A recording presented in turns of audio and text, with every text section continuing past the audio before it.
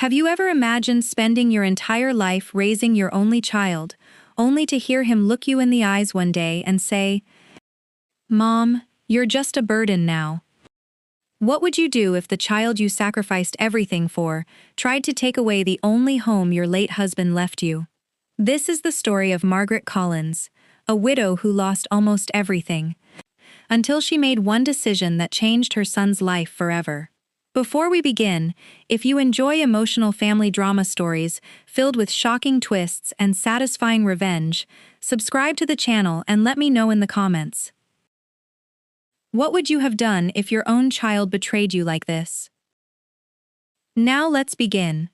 Margaret Collins was 68 years old. For more than 40 years, she had lived in the same beautiful white two-story house in a quiet neighborhood outside Richmond, Virginia. Every brick of that house carried a memory. Her husband Daniel had painted the front porch himself. The oak tree in the backyard had been planted the day their son Brian was born. The wooden swing hanging beneath its branches had once been Brian's favorite place in the world. To anyone passing by, the house looked ordinary. But to Margaret, it wasn't just a house. It was her entire life. Daniel and Margaret had met when they were only 23. Neither of them came from wealthy families. Daniel worked long hours as an electrician. Margaret worked as a school librarian. There were years when they struggled to pay their mortgage. Some winters they wore extra sweaters because they couldn't afford to keep the heating on all day. But they never complained. Every sacrifice had one purpose: giving Brian a better future. Margaret remembered sewing Brian's Halloween costumes by hand because buying one wasn't possible. She remembered skipping birthday gifts for herself so Brian could attend summer science camp. She remembered Daniel working double shifts so Brian could graduate from college without student loans. Whenever Brian thanked them, Daniel would simply smile. "One day," he always said, "you'll understand why parents do these things." Margaret believed those words with all her heart. She believed love always came back. She had no idea how wrong she would be. 3 years before everything changed, Daniel became ill. At first it was only exhaustion. Then came the doctor's appointments. More tests. More hospital visits. One rainy afternoon the doctors gave them the news neither of them wanted to hear. Advanced pancreatic cancer. There wasn't much time. Margaret refused to leave Daniel's side. Every morning she sat beside his hospital bed reading his favorite mystery novels. Sometimes he was too weak to listen. Sometimes he simply smiled while holding her hand. One evening Daniel looked toward the hospital window. The sunset painted the sky orange. He squeezed Margaret's fingers. "If I leave before you..." She immediately interrupted him. "Don't talk like that." He smiled gently. "You promised we'd always be honest." Tears rolled down Margaret's cheeks.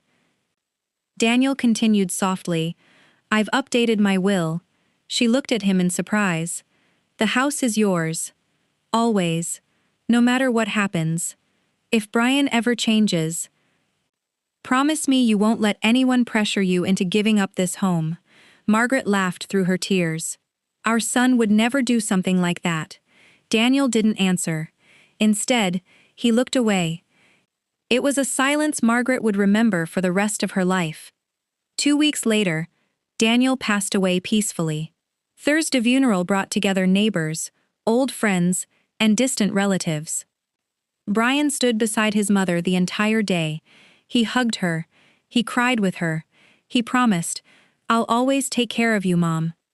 Margaret believed every word. For the first few months after Daniel's death, life became painfully quiet.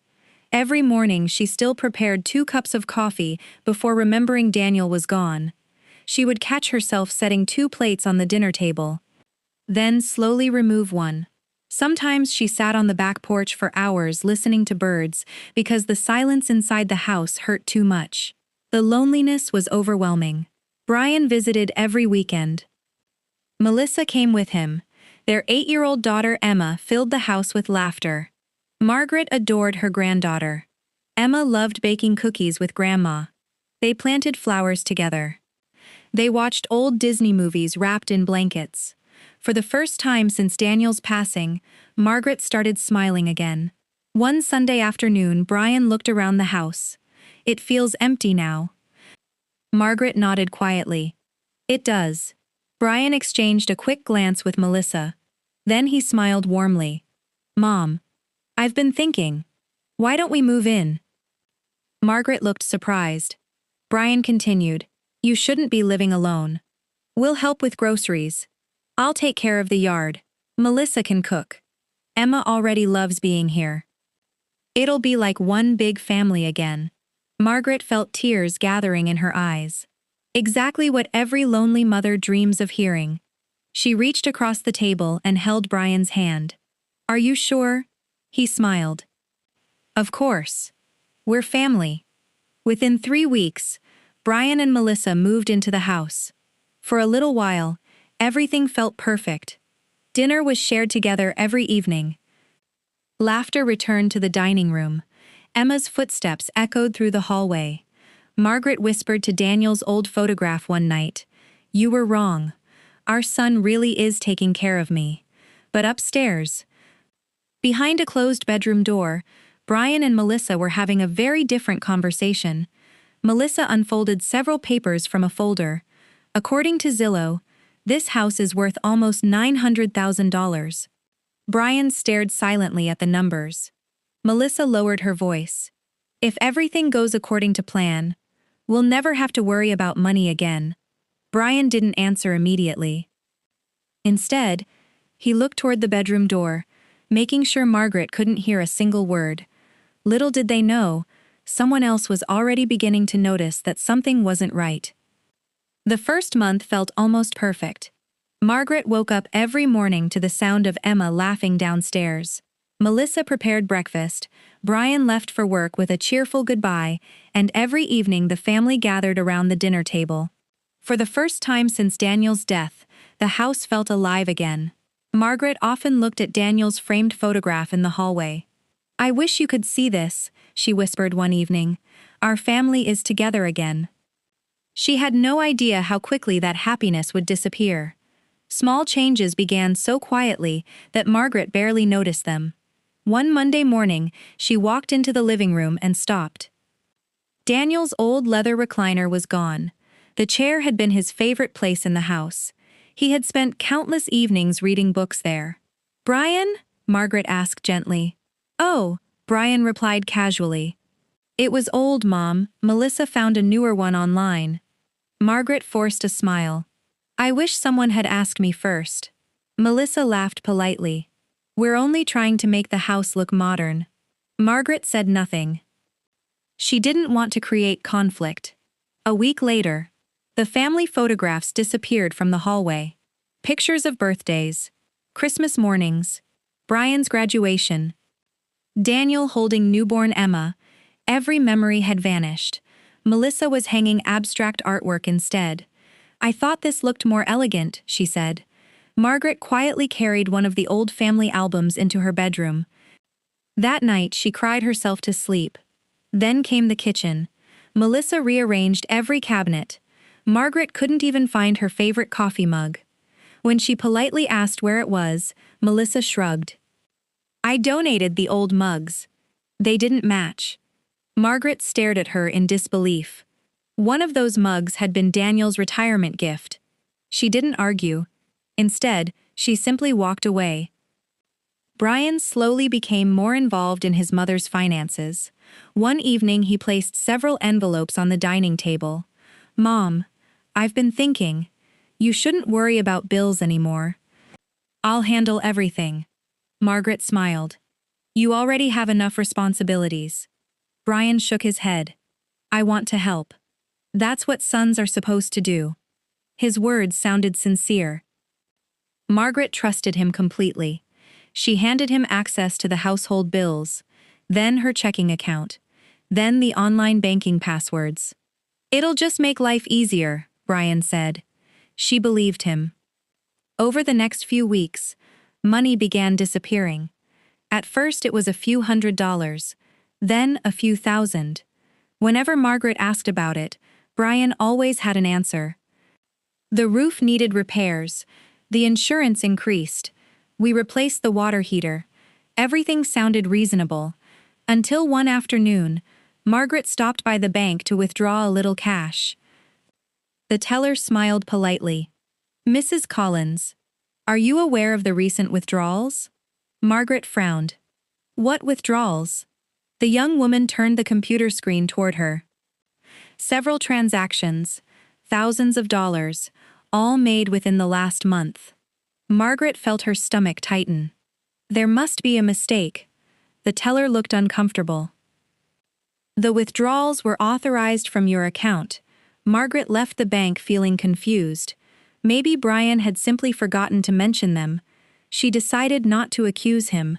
Not yet.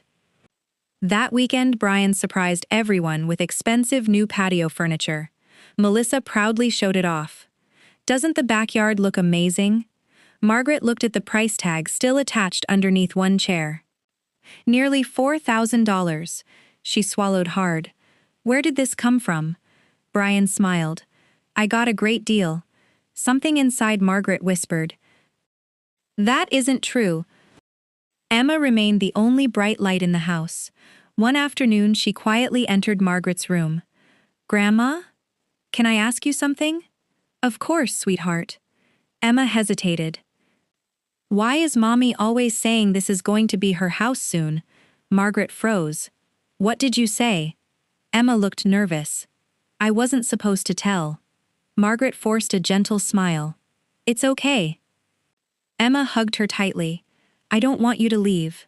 Margaret hugged her granddaughter back, but for the first time, fear settled into her heart. The following Friday evening, Brian suggested pizza for dinner. Everyone laughed. They watched a movie together. It looked like the perfect family. But later that night, Margaret woke up thirsty. She quietly walked downstairs toward the kitchen. As she reached the hallway, she heard voices. Brian, Melissa. They didn't know she was awake. Melissa spoke first. "We can't keep waiting forever." Brian sighed. "I know. She's trusting us." Melissa lowered her voice. "The assisted living brochure arrived today." Brian remained silent. Melissa continued. "Once she moves, we renovate. Then we sell the house. We'll make hundreds of thousands." Margaret stopped breathing. Her hands began shaking. Brian finally spoke. "I almost feel guilty." Melissa laughed coldly. "She'll adjust. She's old. Besides, this house should have been yours anyway." Brian answered with words that shattered Margaret's heart. "She's becoming a burden. I just want this over with." Margaret covered her mouth to stop herself from crying. Every sacrifice, every birthday she skipped, every overtime shift Daniel worked, every dream they gave up, all of it, reduced to one sentence. "She's becoming a burden." Tears streamed silently down her face. She backed away from the hallway one careful step at a time. Neither Brian nor Melissa noticed. She returned to her bedroom, locked the door, sat on the edge of the bed, and looked at Daniel's photograph. For several minutes she couldn't speak. Finally she whispered through her tears, "You tried to warn me. I should have listened." She wiped her eyes. For the first time since Daniel's death, Margaret stopped thinking like a grieving widow. She started thinking like someone who needed to protect everything her husband had worked for. The next morning, before anyone else woke up, she quietly picked up her phone. She searched for one name she hadn't called in years. Richard Harrison. Daniel's attorney. Her finger hovered over the call button. Then she pressed it. The voice on the other end answered calmly. "Good morning, Harrison and Associates." Margaret took a deep breath. "My name is Margaret Collins. I think my son is trying to steal my home." Margaret hardly slept that night. Every time she closed her eyes, she heard Brian's words again.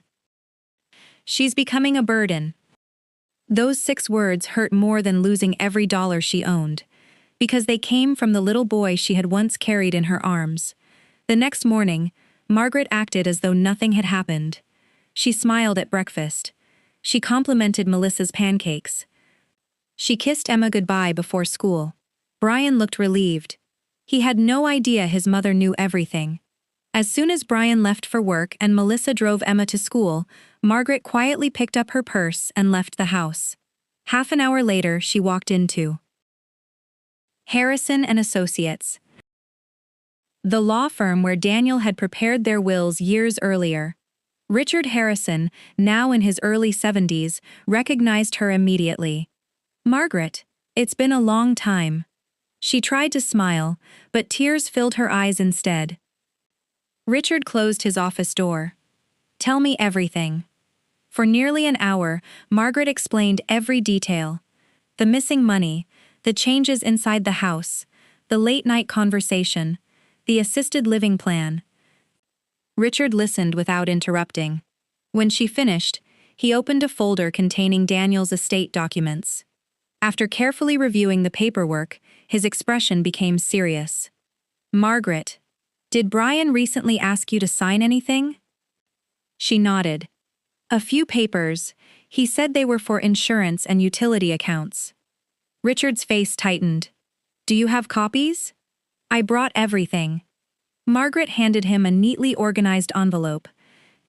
Richard examined every page. Then he suddenly stopped. He removed one document and placed it on the desk. "This isn't for utilities." Margaret looked confused. "What is it?" "It's a property transfer authorization." Her heart nearly stopped. "What does that mean?" "It means someone was trying to give Brian legal ownership rights over your home." Margaret covered her mouth. "If you had signed every page, he could eventually have become part owner." Silence filled the room. Richard looked directly at her. Daniel was worried this might happen one day. Margaret remembered Daniel's final words in the hospital. "Promise me you'll never let anyone pressure you into giving up this house." For the first time, she understood why he had said them. Richard leaned forward. "We're going to protect you. And we're going to do it legally." Over the next 2 weeks, Margaret followed every instruction Richard gave her. She quietly opened new bank accounts. She changed every password. She canceled Brian's access to her finances. She updated her will. She placed every important document into a secure safety deposit box. Not once did she tell Brian. At home, she continued acting exactly the same. She laughed during dinner. She baked cookies with Emma. She even thanked Melissa for taking such good care of the house. Brian and Melissa became even more confident. One evening, Margaret accidentally overheard Melissa saying, "She's completely trusting us now." Brian smiled. "Everything is finally falling into place." Margaret lowered her eyes. "No," she thought. "Everything is falling into my place." A few days later, Brian walked into the kitchen carrying a colorful brochure. "Mom, I found the perfect retirement community." He placed it in front of her.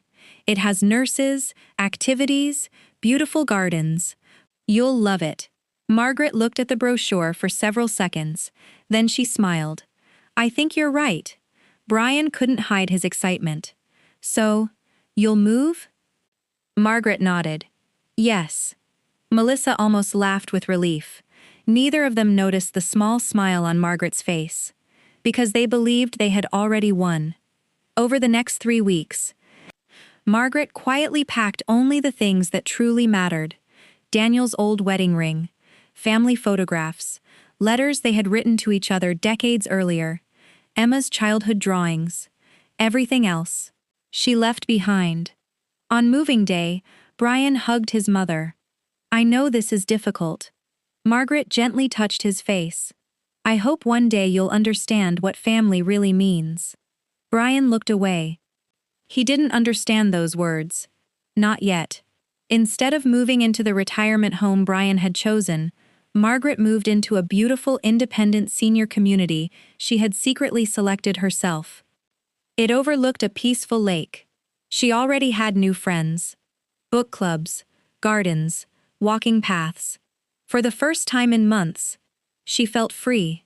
Meanwhile, Brian and Melissa celebrated. "The house is practically ours." Melissa ordered expensive furniture. Brian contacted renovation contractors. They even discussed knocking down a wall to build a larger kitchen. Neither of them realized they were planning renovations for a house they no longer owned. 3 weeks later, a black SUV stopped outside the house. Richard Harrison stepped out carrying several legal envelopes. Brian welcomed him with a confident smile. "Everything ready?" Richard calmly replied, "Actually, I'm here to notify you that Margaret Collins legally sold this property." Brian frowned. "What?" "The sale was completed yesterday." Melissa laughed nervously. "That's impossible." Richard handed them the official documents. Every signature was valid. Every page was notarized. Every legal requirement had been completed. The buyers, a retired military couple from North Carolina. Closing date, immediate possession. Brian's face turned pale. "You can't be serious." Richard quietly answered, "I've never been more serious." Melissa grabbed the papers with trembling hands. "There has to be some mistake." "There isn't," Brian whispered, "but this was supposed to be our house." Richard looked directly into his eyes. "No, it was your mother's house. And she chose to protect it." 2 days later, the moving trucks arrived. The new owners walked through the front door smiling. Brian and Melissa had no choice. They packed everything they owned. As they loaded the last boxes into their car, Brian looked back at the house where he had grown up. For the first time, he realized what he had truly lost. Not the house, his mother's trust. A week later, Brian drove to Margaret's new apartment. When she opened the door, he immediately began crying. "I'm sorry. I made terrible choices. I listened to the wrong people. I thought about money instead of family." Margaret remained silent. Brian fell to his knees. "Please forgive me." She helped him stand. Then she spoke softly. "When you were 5 years old, you broke my favorite vase. You cried because you thought I'd stop loving you. I hugged you. Because accidents happen." She paused. "But betrayal is a choice." Brian lowered his head. "I know." Margaret's eyes filled with tears. "I forgive you. But forgiveness doesn't erase consequences." She gently closed the door. Not with anger, not with hatred, but with peace. Months later, Margaret volunteered at the local library. She organized support groups for widows learning to rebuild their lives. She laughed again. She traveled. She planted flowers. She lived the life Daniel had always wanted for her. One evening, she sat beside the lake watching the sunset. She looked at the sky and whispered, "You were right, Daniel. The house protected me, because I finally found the courage to protect myself." Sometimes revenge isn't about destroying the people who hurt you. Sometimes the greatest revenge is refusing to let them destroy your future. If this story touched your heart, let us know in the comments. What would you have done if your own son had betrayed your trust like Brian did? Don't forget to like, subscribe, and turn on notifications for more emotional family drama stories every week.